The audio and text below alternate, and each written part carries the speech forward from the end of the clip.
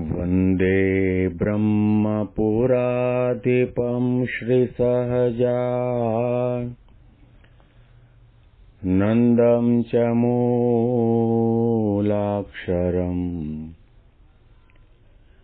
श्रेयस्कारणसद्गुणैकनिलयम् श्रीप्रागजिह्वावत ब्रह्मोपासनधारकं गुरुहरिं यज्ञं तथा योगिनं प्रीत्येवं प्रमुखं महन्तमनिशं श्रीजीस्वरूपं मुदा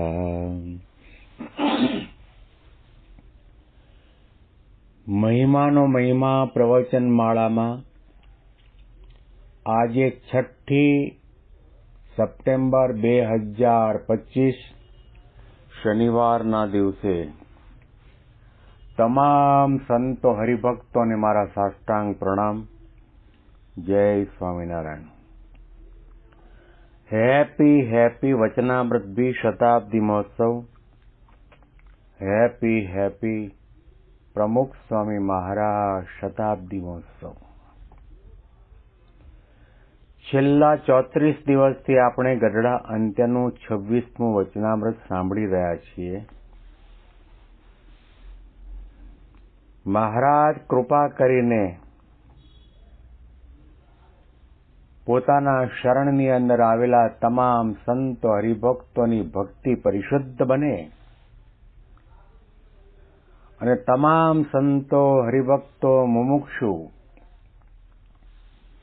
આધ્યાત્મિકતાના ઊંચા શિખર સુધી પહોંચી શકે. સંત પોતે સાચા અર્થમાં સંત કહેવાય અને સત્સંગી પોતે સાચા અર્થમાં સત્સંગી કહેવાય એવા પ્રકારના બનાવવા માટે મહારાજ આપણી સાધનાના કોઈ પણ નાના એવા ખૂણાની અંદર નાની મોટી ક્ષતિ, નાના મોટા દોષો, સ્વભાવ પ્રકૃતિ રહી જતા હોય, આસક્તિ કામના રહી જતા હોય, એને ટાળવા માટે અને એનું દર્શન કરાવવા માટે અને મહારાજને શું ગમે છે એવો દ્રષ્ટિકોણ આપવા માટે મહારાજ કૃપા કરીને સામે બેઠેલા સંતો હરિભક્તોને અતિ અગત્યનો મુદ્દો કહી રહ્યા છે. પછી વળી શ્રીજી મહારાજે કૃપા કરીને એમ વાર્તા કરી છે, અમને અહંકાર ન ગમે. તે અહંકાર ભક્તિપણાનો હોય, ત્યાગપણાનો હોય, વૈરાગ્યપણાનો હોય, બ્રહ્મપણાનો હોય, સમજણનો હોય, વર્તમાન પાળ્યાનો હોય, એ રીતનો જે અહંકાર તે અમને ન ગમે. મહારાજની વાણીમાં વિવેક અને સંયમ પણ કેટલા બધા છે. જે દોષના માટે, સ્વભાવના માટે મહારાજને 100% પૂરેપૂરો ભયંકર અણગમો છે, તેમ છતાં પણ મહારાજે કેવો શબ્દ પ્રયોગ કર્યો કે અમને અહંકાર ન ગમે. આ શબ્દ પ્રયોગ કરીને જ મહારાજ પોતે અહંકારથી પર છે. મહારાજમાં પોતાનામાં લેશ માત્ર પણ અહંકાર નથી એવું આ શબ્દમાં પ્રતિબિંબિત થાય છે. મને અહંકાર ન ગમે એવું નથી બોલ્યા, અમને.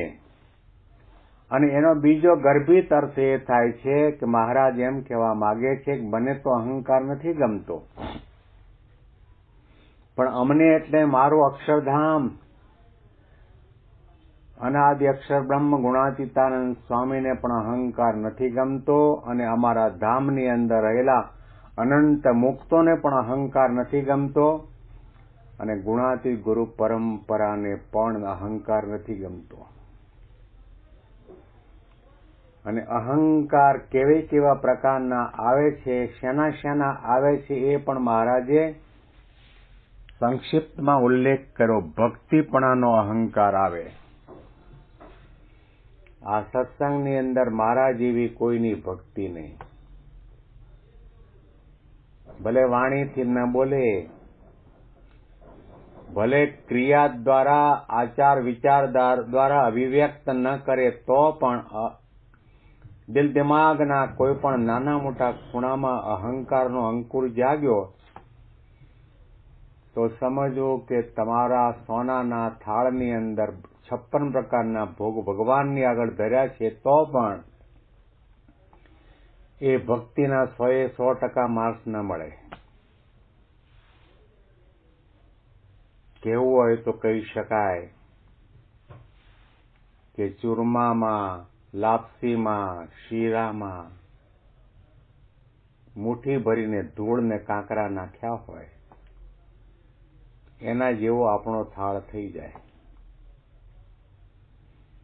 ખબર નહીં કેમ આપણને આ વિચાર કેમ નથી આવતો. મહારાજને જે નથી ગમતું એના માટે જ આપણે સત્સંગમાં જઈએ છીએ. આપણને માન મળે, સન્માન મળે, આદર મળે, આપણી પ્રશંસા થાય, આપણી વાહવાહ થાય, આપણને આગળ બેસાડે. આવો વિચાર સુષુપ્ત રીતે આપણા સુષુપ્ત માનસની અંદર બેઠો જ હોય છે.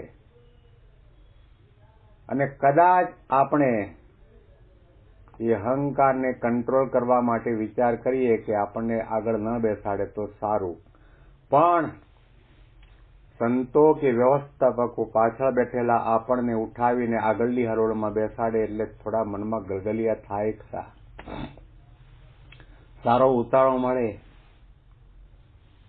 અને આપણે યાત્રા કરતા હોઈએ ટ્રેનની અંદર તો એની અંદર સારામાં સારું આપણને ભાથું બાંધી આપે, થેપલા આપે, સૂકી ભાજી આપે, છાશ આપે ને મગજ કે મોહનથાળ આપે એટલે આપણને એમ થાય કે આ સંતો બહુ સારા, આપણી બહુ સારવાર રાખે છે. આપણને આનંદ આનો આવે છે, ભગવાનનો આનંદ નથી આવતો. સત્પુરુષ દ્વારા ભગવાન પુરુષોત્તમ નારાયણ આપણને મળ્યા છે એનો આપણને આનંદ નથી આવતો. આગળ બેઠા એનો આનંદ છે, સોફામાં બેઠા એનો આપણને આનંદ છે, આપણને હાર તોરા કર્યા એનો આનંદ છે, આપણા માટે માઇક ઉપરથી 2 શબ્દ પ્રશંસાના કહે એનો આનંદ છે. જો મૂળમાં ઊંડાણપૂર્વક તપાસ કરીશું તો ખ્યાલ આવશે કે આપણી સાધનામાં મનમાં 8 પાંચેરની ભૂલ છે. આપણી આજુબાજુ રહેલો ભક્ત સમુદાયનો વર્તુળ તો એમ જ માને કે આ ખરેખર આ સાધુ છે, સોનાના સિંહાસન કર્યા અને આટલો બધો સત્સંગનો વિકાસ કર્યો, આટલી બધી પધરામણી કરીને, આટલી બધી મહાપૂજા કરીને, આટલી બધી જમીન સંપાદન કરી, કેટલાને સત્સંગી બનાવ્યા. મહારાજના શબ્દો આપણે યાદ કરીએ. મહારાજે બ્રહ્માનંદ સ્વામી વિચરણ કરીને આવ્યા હતા અને પ્રશ્ન પૂછ્યો, દેશમાં સત્સંગ કેવો થયો? બ્રહ્માનંદ સ્વામી કહ્યું, મહારાજ ખરેખરો સત્સંગ થયો છે. અને મહારાજે બ્રહ્માનંદ સ્વામી લેશ માત્ર શરમ રાખ્યા સિવાય લાગલો પ્રશ્ન પૂછ્યો કે દેશમાં સત્સંગ તો ખરેખરો થયો છે, પણ તમે કેવા સત્સંગી થયા છો? બ્રહ્માનંદ સ્વામી કહ્યું, મહારાજ અમે તો ખરેખરા સત્સંગી થયા છીએ. ત્યારે મહારાજે એમના મોઢા ઉપર જ કહી દીધું, અમારા ખરેખરા સત્સંગી તો પર્વતભાઈ અને ગોવર્ધનભાઈ છે. 3 અવસ્થાની અંદર અમારી મૂર્તિને અખંડ દેખે છે. મહારાજે સાધુના આશ્રમનું ઉપરાણું ન લીધું, મહારાજે એવું ન કહ્યું કે હરિભક્ત કરતા સાધુ મોટો, સંસારી કરતા સંતની મહત્તા વધારે એવું ન કહ્યું. કપડાની મહત્તા નથી, આશ્રમની મહત્તા નથી, વિદ્વતાની મહત્તા નથી, બાહ્ય રીતે આચાર વિચાર અને ભક્તિ દેખાડો કરતો એની પણ મહત્તા નથી. મહત્તા આધ્યાત્મિકતા છે, ભગવાનની નિષ્ઠાથી છે. તમને ભગવાનનું સ્મરણ કેટલું થાય છે, ભક્તિ કેટલી થાય છે, તમારામાં દાસત્વ ભાવ કેટલો આવ્યો. ગઈકાલે જ મહંત સ્વામી મહારાજનું પ્રવચન સાંભળ્યું. સત્સંગનું ફળ એટલું કે આપણામાં નમ્રતા આવે. સત્સંગનું ફળ એટલું કે આપણને સત્સંગમાં નાના મોટા તમામનો મહિમા સમજાય. સત્સંગનું ફળ એટલું કે આપણને સત્સંગમાં કોઈનો પણ ક્યારેય પણ અભાવ અવગુણ ન આવે. નિંદા કરવાનું, ટીકા કરવાનું, મજાક મશ્કરી કરવાનું મન ન થાય. સત્સંગનું ફળ એટલું કે આપણે હરિભક્તો અને સંતોને જોઈને આપણું હૈયું હરખાય અને એના ચરણની રજ લઈને માથે ચડાવવાનું મન થાય. તો સમજવું કે આપણે સત્સંગ કર્યો અને સત્સંગનું ફળ મળ્યું. એવું તો માનતા જ નહીં કે પહેલા આપણે ઝૂંપડામાં રહેતા હતા અને સત્સંગ કર્યો એટલે બંગલો થયો, સત્સંગ કર્યો એટલે લાખો રૂપિયા થયા, સત્સંગ થયો એટલે અમેરિકાના વિઝા મળી ગયા અને ગ્રીન કાર્ડ મળી ગયું. એ સત્સંગનું ફળ નથી. આપણા કામ ક્રોધાદિ કેટલા ટળ્યા, આપણા સ્વભાવ કેટલા ટળ્યા, આપણામાં દાસત્વપણું, દિવ્ય ભાવ, નિર્દોષ બુદ્ધિ કેટલા દ્રઢ થયા, નિષ્ઠાની કેટલી દ્રઢતા થઈ. આ સત્સંગનું ફળ છે. મહારાજ સીધે સીધો આપણા સ્વભાવ, પ્રકૃતિ, દોષો, વાસના, આસક્તિ, કામના ઉપર ઘા કરે છે. તેમ છતાં પણ આપણે જાગતા નથી, આપણે સાવધાન થતા નથી, આપણને વિચાર નથી આવતો કે આપણને આપણા ઈષ્ટદેવ અને ગુરુ પરંપરાને જે ગમે છે એ પ્રમાણે કરવું છે ને એવા પ્રકારના અહંકારનો ત્યાગ કરીને નિર્માની થઈને સત્સંગમાં સેવા ભક્તિ કરવી છે એ વિચાર નથી આવતો. એ આપણું અજ્ઞાન છે, આપણામાં મુમુક્ષુતાનો અભાવ છે એમ કહી શકાય. તો શ્રીજી મહારાજ પોતે કહે છે કે અમને અહંકાર ન ગમે. આપણને અહંકાર ગમે છે એનો અર્થ એ થયો કે ભગવાન આપણને નથી ગમતા.